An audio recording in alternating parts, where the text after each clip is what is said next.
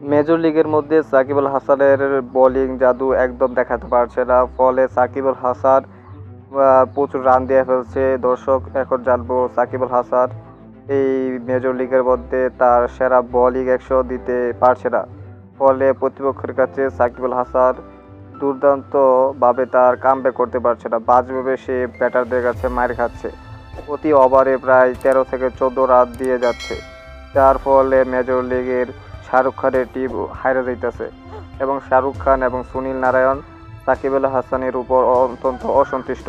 কারণ হচ্ছে সাকিব আল হাসানের এমন বোলিং অ্যাকশন আগে কখনো দেখে নাই এবং সাকিব আল হাসানের বোলিং এমনভাবে পিটাচ্ছে প্রতিপক্ষ টিম, যাতে সাকিবকে কোনো পাত্তাই দিচ্ছে না। সাকিবের প্রতি ওভারে 4-6 আছে, ফলে সুনীল নারায়ণ সাকিব আল হাসানকে দিয়ে 3 থেকে 4 ওভার তো করাচ্ছে না, মাত্র 2 ওভার বা 1 ওভার করাচ্ছে সাকিব আল হাসানকে দিয়ে।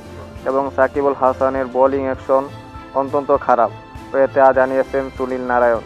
এছাড়া সাকিব আল হাসানের এমন বিদেশিদের উপর টিম ম্যানেজমেন্টের একটা বিশেষ আশা থাকে, যাতে সাকিব আল হাসান তা প্রতিফলন করতে পারছে না।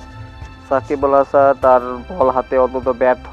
প্রতিটা ব্যাচের মধ্যে সাকিব আল হাসান 2 ওভার 3 ওভার বল করছে, সেই সব ওভার প্রতি ওভারের মধ্যে সাকিব আল হাসান বিশাল পরিমাণ রান দিয়ে ফেলছে, যা প্রতিপক্ষ সহজভাবে সাকিব আল হাসানকে পিটাচ্ছে, বলে বলে 4-6 বাড়ছে।